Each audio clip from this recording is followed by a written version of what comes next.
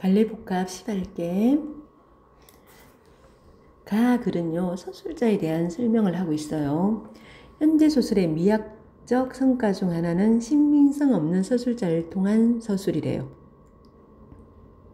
신빙성 없다는 말 무슨 말이야? 믿을만하지 못하다. 신뢰가 전혀 안 간다. 자, 고전소설은요 대부분 뭐니? 전지적 작가 시스템이지. 전지적 능력을 지닌 서술자가 나와요. 그래서 얘는 믿을만해. 따라서 독자는 서술자의 말하기를 전적으로 신뢰하며 인물의 내면과 사건 의미를 파악할 수 있어.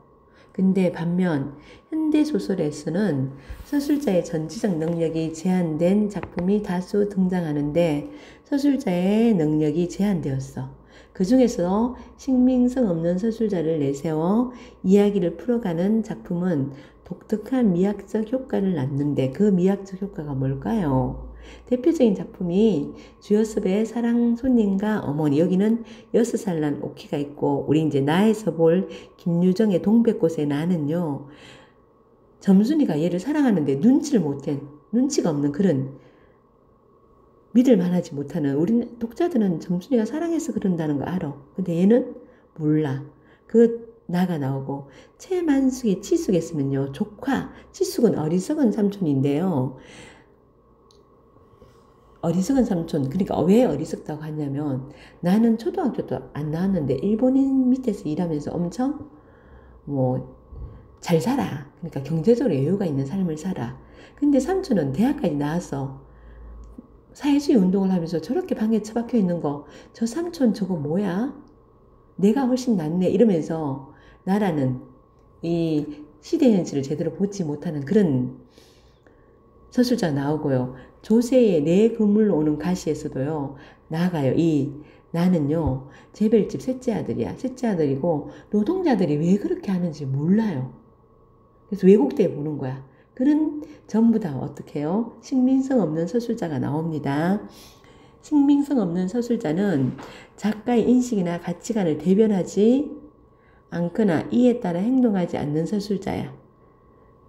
그래서 부적절한 가치관을 지닌 서술자, 이 부적절한 가치관을 지닌 서술자가 누구냐면 치숙하고 내 그물로 오는 가시고기 요거고요. 미성년의 순진한 서술자, 얘가 동백꽃하고 그리고 사랑 손님과 어머니 서술자가 이렇게 서술자가 대표적이다. 전자는요. 이 부적절한 가치관을 지닌 서술자는요.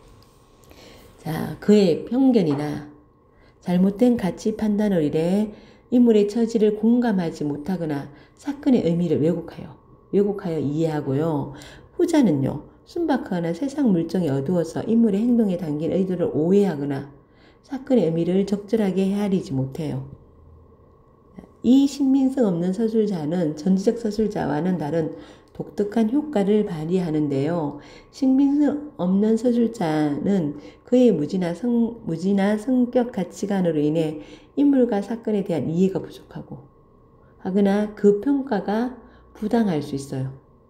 점에서 독자는 그의 말하기를 전적으로 신뢰하기 어렵지 그지. 따라서 독자는 작품의 진실을 파악하기 위해 서술자의 말하기 너머에 있는 인물의 의도와 사건의 실체를 적극적으로 추론할 필요가 있어요. 그리고 그 과정에서 독자는 서술자의 순진하거나 어리숙한 말하기에서 재미와 연민을 느끼며 웃지만 부적절한 가치관이나 편견의 가치 말하기에 대해서는 비판적 태도를 가지는 거야. 그래서 신빙성 없는 서술자가 나옴으로써 해학적인 요소도 있고요. 그리고 비판적 요소도 같이 보이는 거. 그러면서 그게 냉소를 하게 됩니다. 자, 나를 보기 전에요. 우리 어디 갔냐면 4분 보기 먼저 갈게. 동백꽃은 1930년대 일제강점기 때 한국 사람들 대부분은 농촌에서 살면서 농사를 지었다. 그리고 이 시기 농민들 중에 80%가요. 소작농이야. 타인 농사를 대신 짓는 소작농이었고 소작농은 빌린 토지에서 얻은 수확의 70%에서 80%까지 지주에게 바쳐야 돼요. 그럼 먹고 남는 게 있어 없어? 없잖아. 요 가운데서 또 소작농을 관리하고 소작농의 농사활동을 감독하는 역할을 하는 사람이 마름이었어. 점순네 아버지가 마름이야. 마름은 소작농을 결정하거나 소작농을 배분하고 하는 걸 감독했는데 이 권한을 남용해 소작농들을 괴롭히게 됐어. 그래서 불만을 사기도 했습니다. 소작농이 경제적 어려움과 계층적 불평등을 겪으며 느낀 비애와 분노는 소작제도에 얽힌 농촌의 사회 구조적 차별과 모순에서 비롯된 거. 여기네 점순네 집이 마름의 집안이고 나의 집은 소작농의 집안이야. 그래서 점순네 집의 모든 것은 크고 힘이 있고 이런 걸로 표현되고요. 나의 집은 반대로 표현됩니다. 다시 앞으로 가서 볼게요. 오늘도 또 우리 수탉이 막 쪼였다. 오늘입니다. 오늘도 또. 자, 반복된다는 소리지. 반복이고요. 자, 점순네 집은 뭐라 그랬어? 점순네 집은 마름집이야. 점순네 집은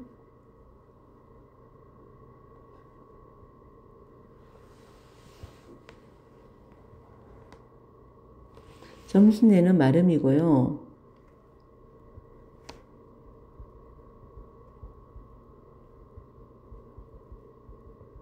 나의 집은 소작농 집입니다. 그래서 차이가 많이 나요. 수탉이 막 쪼였다. 내가 1인칭 시점이지. 이 서술자가요. 순진하고요. 신빙성 없는 서술자야. 신빙성 믿을 만하지 못한 거야. 점심을 먹고 나무하러 갈 양으로 나올 때였다. 산으로 올라서려니까 등 뒤에서 푸드덕푸드덕하고 음성상증어 나왔고 이거 역순행적 구성이거든. 역순행적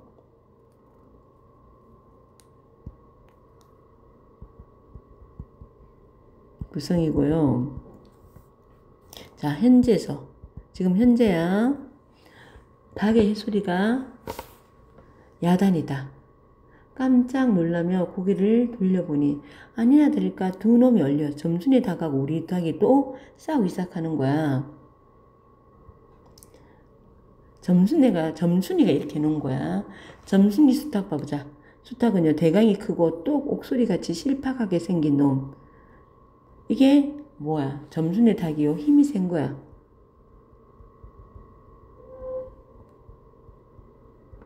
힘이 세다는 것은 힘이 세고요. 우리 닭은요, 보면, 덩절이 작은 우리 수탉. 덩절이 작지, 요거 어떻게 해요? 대조를 이루지. 요 대조는 뭐의 차이야? 사회적 지위의 차이야. 한 집은 마름이고, 한 집은 소작농. 이기 때문에 그 사회적 지위의 차이가 나타나는 거야. 수탉을 함부로 해내는 것이다. 그것도 그냥 해내는 것이 아니다. 푸드덕하고 면두를 쫓고 물러섰다가 좀 사이를 두고 푸드덕푸드덕하고 모가지를 쪼았다. 이렇게 멋을 부려가며 여지없이 닦아 놓는다. 그러면 이 못생긴 것 우리 수탉이지 그지? 쪼일 적마다 주둥이를 땅에 박으며 그 비명이 킥킥할 뿐이다. 물론 미처 아물지도 않는 면두를 또 쪼아 붉은 선열이 뚝뚝 떨어진다. 이걸 가만히 내려다보자니 내 대강이가 터져서 내 머리가 막 터져가지고 내 대강이가 터져서 피가 흐르는 것 같이 두 눈에서 불이 번쩍 났다. 화가 난 거야. 분노야 분노. 대뜸 치게 막대기를 메고 달려들어 점순네 닭을 후려칠까 하다가 후려치면 돼요 안 돼요? 안 됩니다. 왜요? 점순네 닭 이렇게 했다가는 우리 집도 소작농 땅이 뺏길 수도 있잖아, 그치? 생각을 고쳐먹고 매질을 흐트러 맞는 거야. 왜 이럴까? 마름인 걸 인식하고 마름집인 걸 인식하고요. 자, 분노를 삭힙니다. 이번에도 점순이가 쌈을 붙여 놨을 것이다. 바짝바짝 내 길을 올리느라고 그랬음에 틀림없을 것이다. 고놈의 계집애가 요새로 들어서서 왜 나를 못 먹겠다고 그렇게 아르는 그러는지 모른다. 자, 이거 지금 우리는 알지. 점순이가 얘를 좋아했어. 나흘 전 사건이 있습니다. 근데 얘만 몰라. 순진한 거야. 나흘 전. 자, 나흘 전으로 돌아갑니다. 역순행적 구성. 여기서부터는 나흘 전이야. 감자 쪽간, 감자 사건만 하더라도 나는 저에게 조금도 잘못한 적이 없다. 계집애가 나물 캐러 가면 같이 남 울타리 엮는데 생이지는 방해하는 거야. 열심히 일하는 데 옆에 와가지고 말 걸고 방해하는 거. 하는 것. 다 뭐냐. 그것도 발소리를 죽여가지고 등 뒤로 살며시 와서 너 혼자만 일하니? 하고 긴치 않는 수작을 하는 것이다. 어제까지도 저와 나는 이야기도 잘 않고 서로 만나도 본 척 만척하고 이렇게 점잖게 지내던 터이련만 오늘로 갑작스럽게 대견해졌음이라 웬일인가 항차 하물며 망하지만한 계집애가 남 일하는 놈 보고 하면서 지금 눈치가 전혀 나는 없어요. 그럼 혼자 하지 때로 하디? 내가 이렇게 내뱉는 소리를 하니까 너 일하기 좋니? 또는 한여름이나 되거든 하지 벌써 울타리를 하니? 하면서 쟤 계속 어떡해요? 점순이는 뭐 하고 있니? 말 걸기로 하지. 말 걸기를 하는 것은 뭘 나타내는 거야? 호감을 표현하는 거야. 호감 표현을 하는데 뭐라 그래? 이걸 갖다 잔소리라 그러지. 잔소리를 두루 늘어놓다가 남이 들을까봐 손으로 입을 틀어막고는 그 속에서 깔깔댄다. 별로 웃을 것도 없는데 날씨가 풀리더니 이놈의 계집애가 미쳤나 하고 의심하였다. 눈치가 없고요. 게다가 조금 뒤에는 저 집게로 할금할금 돌아다 보더니 행주치마 속으로 꼈던 바른 손을 뽑았어. 나의 턱 밑으로 불쑥 내미는 것이다. 언제 구웠는지 아직도 더운 김이 행나는 감자색에 이거 호감 표현이지. 호감을 표현하는 것이야. 부듯이 지었다. 너 집에 이거 없지 하고 생생 있는 큰 소리를 하고는 제가 준 것을 남이 알면 큰일 날 테니 여기서 얼른 먹어버리란다. 그리고 또 하는 소리가 너 본 감자 맛있단다. 나 감자 안 먹는다. 니나 먹어라. 나는 고개도 돌리지 않고 일하던 손으로 그 감자를 도로 어깨너머로 쑥 밀어버려요. 거절. 왜 이렇게 거절하는 이유도 있어요. 그랬더니 그래도 가는 기색이 없고 뿐만 아니라 새근새근하고 심상치 않게 숨소리가 점점 거칠어진다. 이건 또 뭐야 싶어서 그때야 비로소 돌아다 보니 나는 참으로 놀랐다. 우리가 이 동네에 온 것은 근 3년째 되어 오지만 여태껏 까무잡잡한 점순이의 얼굴이 이렇게까지 홍당무처럼 새빨개진 법이 없었다. 점순이 열받았다. 거절당해가지고. 게다가 눈에 독을 올리고 한참 요렇게 쏘아보더니 나중에는 눈물까지 어리는 것이 아니냐. 그리고 바구니를 다시 집어들더니 이를 꼭 악물고 엎드려질 듯 자빠질 듯 논둑으로 힝하게 달아나는 것이다. 자, 우리는 이사 온 지 몇 년 됐어요? 이사 온 건 3년 전에 이사 왔다. 그지? 3년 때요. 3년 됐어요. 그죠?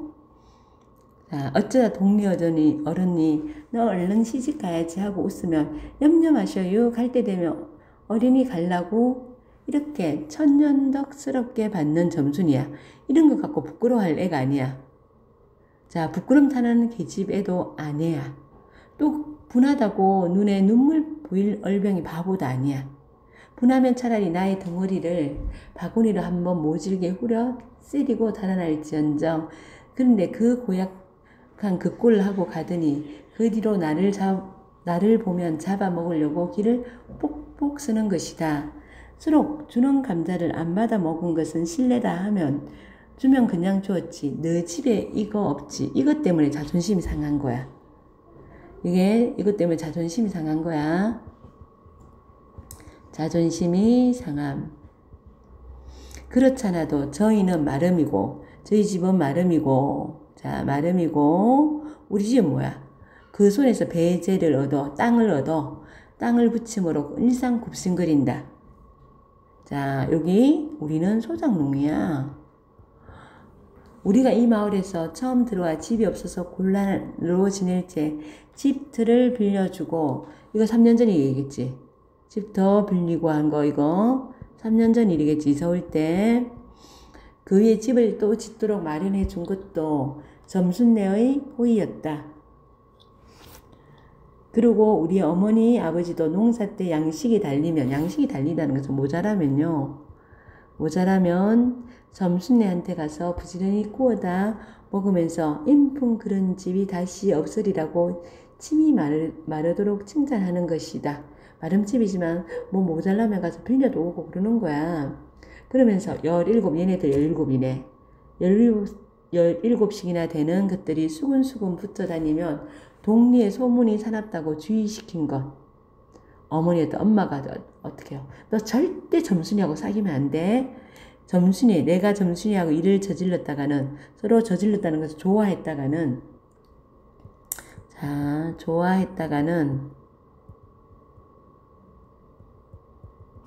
점순네가 노할 것이고, 점순네는 우리 집같이 없는 집에 점순이를 시집 보내려고 하지 않을 것이야. 그래서 점순네 집이 노할 것이고, 그러면 우리는 땅도 떨어지고, 왜? 마름이요. 마름이 다 땅도 이렇게 다 나눠주고, 소장로도 정하고 이런 거 다 가운데서 마름이 다 하니까 집도 내쫓기고 하지 않으면 안 되는 까닭이다. 그래서 어머니가 계층 간의 차이를요. 점순네하고 우리 집은요, 절대 같이 어울리면 안 되는 집안이야. 이런 계층 간의 차이를 환기시켜 준 거야. 그래서 지금 어떻게 아예 눈치도 못 챘을 뿐만 아니라 이렇게 가깝게 있는 것도 안 된다고 얘가 감자 주는 것도 딱 거절하는 거야.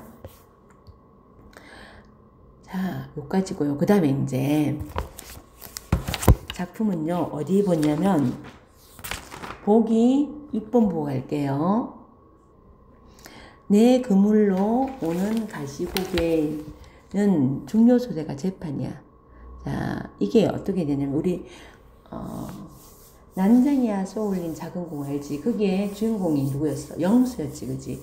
영수가 살인자야, 여기서. 살인자인데요. 그 살인 영수를 재판하는, 그 부분에 재판을 보는 거야. 1978년대 발표되었는데,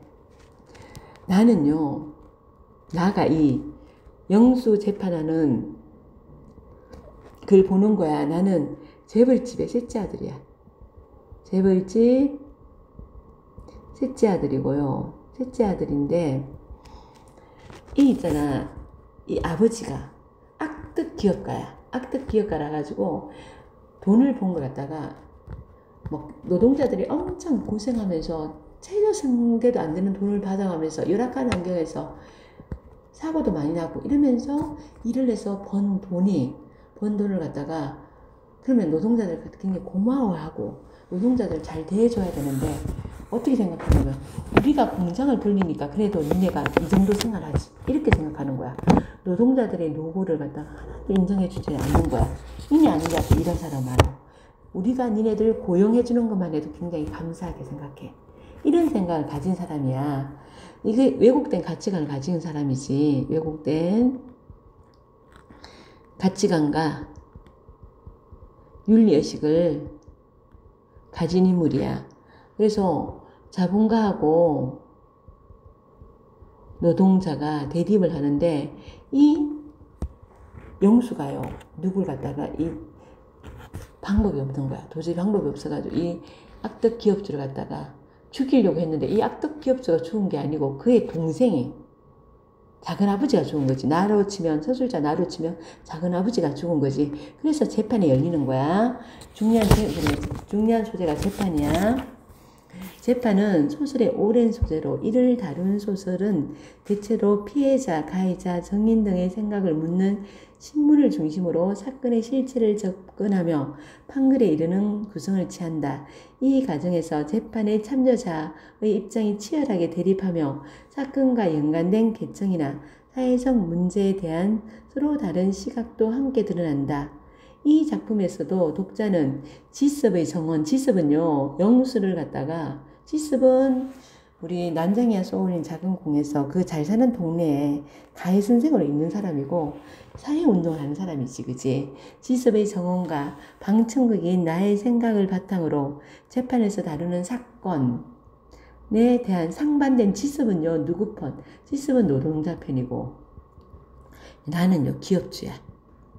기업주 대한 상반된 입장이나 서로에 대한 생각을 확인할 수 있으며 자본가 계층인 우리와 노동자 계층인 저희들을 향한 상반된 시각과 평가도 파악할 수 있다. 여기 상반된 시각이 나온다는 이 얘기야. 자, 다시 앞으로 가자. 아버지가 바쁜 사람이라는 것, 이 아버지가 악덕 기업주야. 그리고 우리에게는 그런 것 말고도 계획하고 결정하고 지시하고 확인할 게 수도 없이 많다는 것은 작은 악당 누구야? 이게 작은 악당은 영수야, 영수. 자, 아버지는 이 기업의 회장이고요.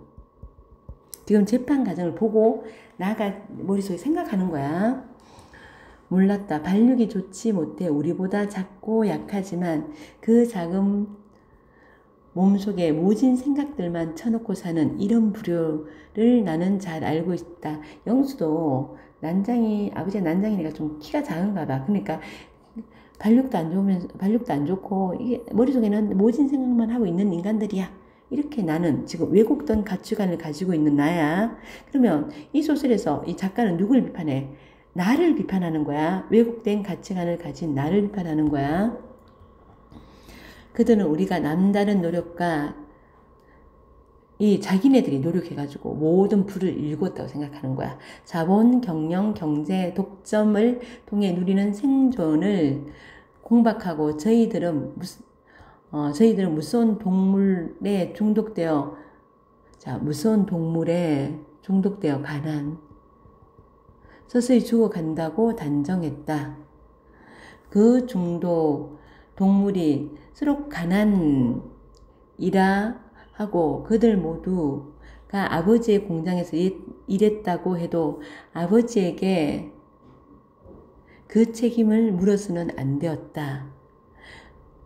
그들은 저희 자유 의사에 따라 은강 공장에 들어가 일할 기회를 잡았던 그것과 마찬가지로 언제나 마음대로 공장 일을 놓고 떠날 수가 있었다. 공장 일을 하면서 생활도 나아졌다. 그런데 찡그린 얼굴을 펴본 적이 없다. 그러니까 이 사람은 야, 니네가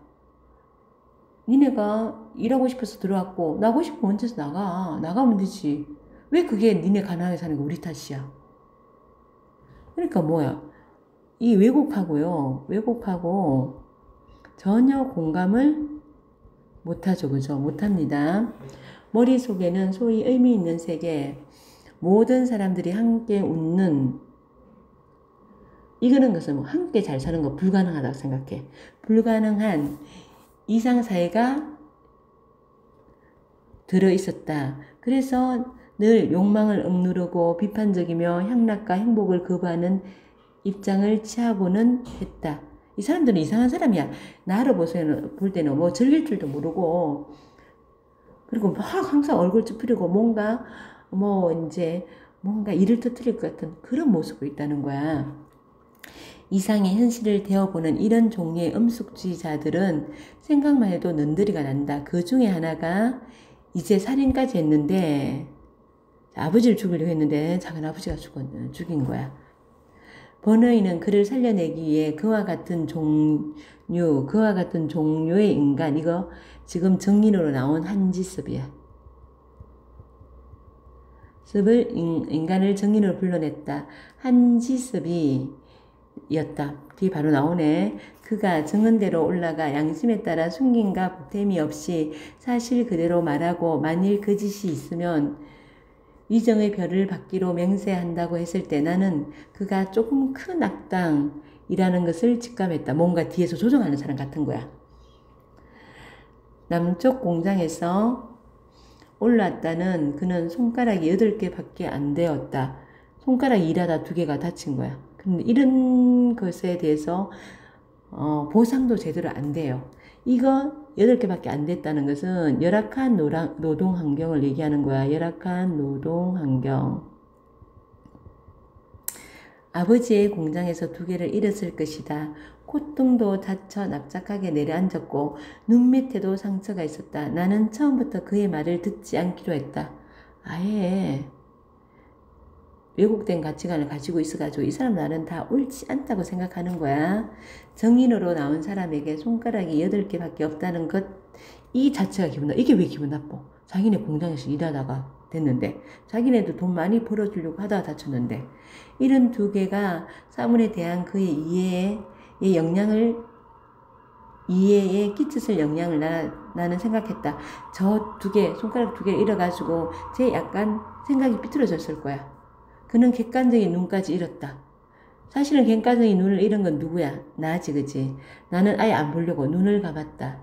2 사람의 말을 듣지 않기 위해 내가 떠올린 것은 호수의 물빛, 뜨거운 태양, 나무와 들풀, 거기 부는 바람, 호수를 가르는 모터보트 잔디에 서있스키, 이상한 버릇이 있는 여자아이, 그리고 아주 단 낮잠들이었다. 벌통과 사슴 사육장이 보였다. 낮잠 뒤에 대할 식탁도 떠올랐다. 이런 걸 떠올리고 있어요. 그 뭐야? 안락한, 이걸 안 듣기 위해서 뭐하니? 안락한 분위기를 상상하고 있는 거야. 안락한 분위기.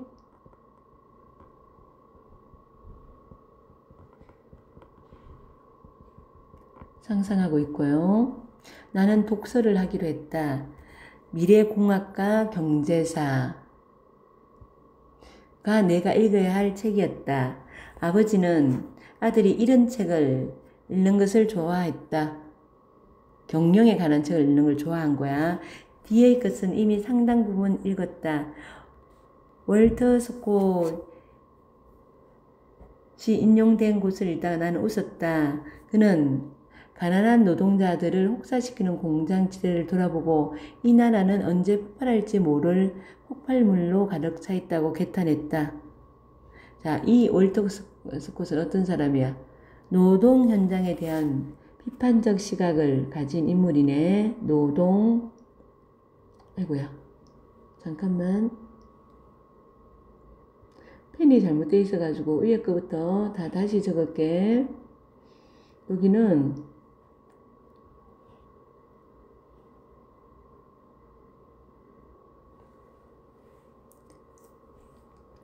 앞에 부분 다시 적을게.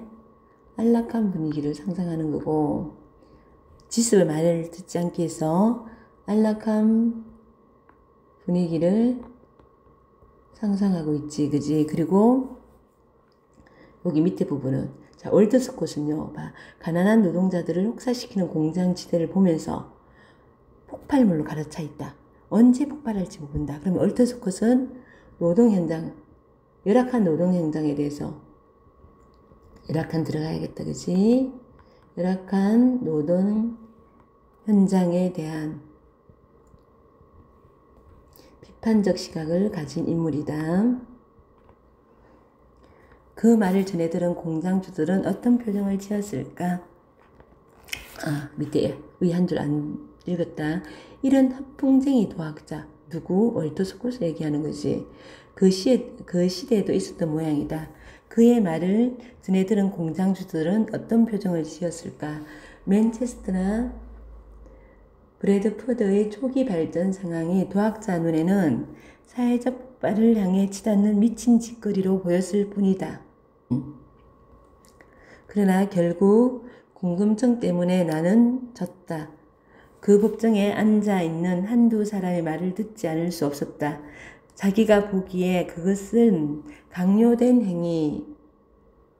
였다고 지습은 말했다. 그것은 뭐 살인하는 것은 죽일 수밖에 없었던 것은 강요된 행위였다는 거. 변호인은 그 말을 기다렸다는 듯이 누가 강요했냐고 묻고 그것을 좀 구체적으로 말해달라고 부탁했다. 지습은 정할 수 없는 폭력이나 자기 또는 친족의 생명, 신체에 대한 위해를 방어할 방법이 없는 협박에 의하여 강요된 행위의 증거로 삼남매가 은강 공장에 나가 일해 버는 돈으로 살아가는 난쟁이 일가의 비문화적인 생활과 난쟁이 부인이 써온 낡은 가배부를 들었다. 이거는 이렇게 죽일 수밖에 없는, 회장을 죽일 수밖에 없는 거예요. 왜냐면 삼남매하고 다 이 공장에 다니는데 먹고 살 수가 없어요. 노동자의 삶이 너무 비참해가지고 회장은 그걸 알아야 해요. 이게 누가 지습이 하는 얘기지, 그지? 가계부를 보여줬는데요. 나는 하도 화가 나서 그의 말을 잘 들을 수가 없었다. 그는 콩나물값, 소금값, 새우젓값에서 두통치통 약값까지 읽어 내려가더니 도시 근로자의 최저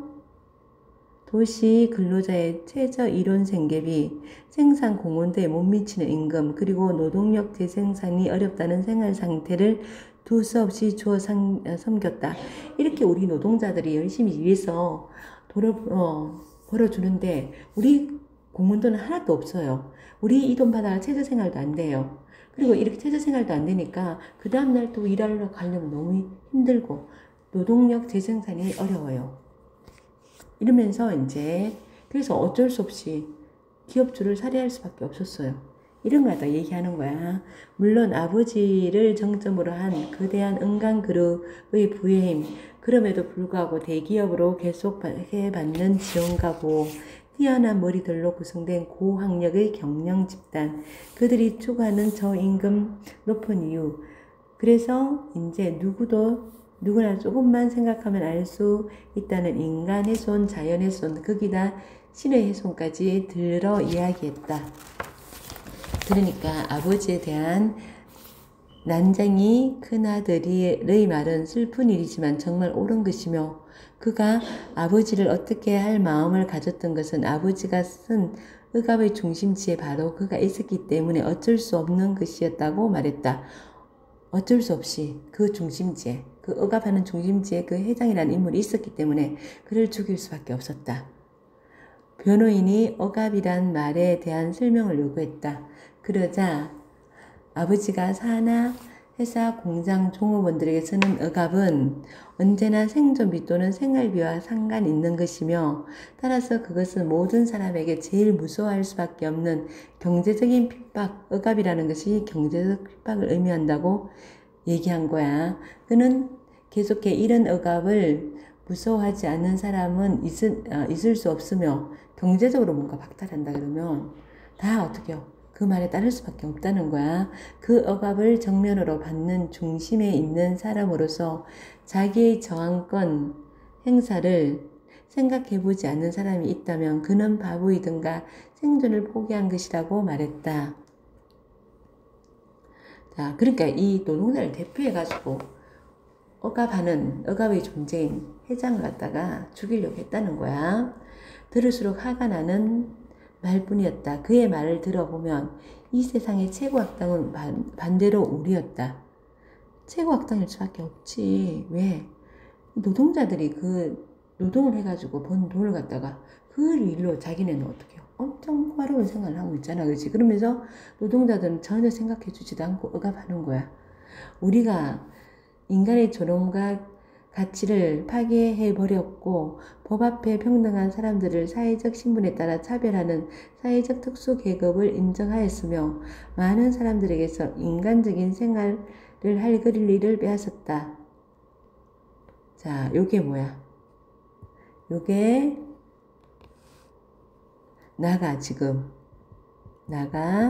한지섭이 한 말을 갖다 한지섭이 지금 정인석에 써가지고 말을 요약적으로 정리한 거야. 요약적으로 정리하면서 나는 앉아서 하루를 눌렀다. 그러면서 누굴 비판하니? 독자는요, 나를 비판하는 거야. 이 왜곡된 가치관을 가진 나를 비판하고 있습니다. 여기까지 수고하셨습니다.